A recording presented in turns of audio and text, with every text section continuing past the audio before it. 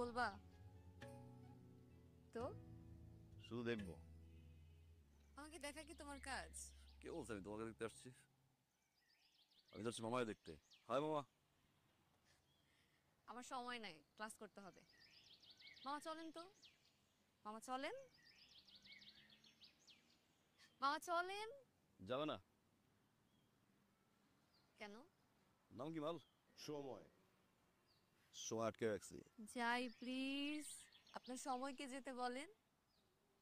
এ মাল, যাও। কেউ যেন নিজেরা দেখে রাখে। পারবো না, যার জিনিস সে যেন দেখে রাখে। ওই একটা জিনিসই তো পারি না।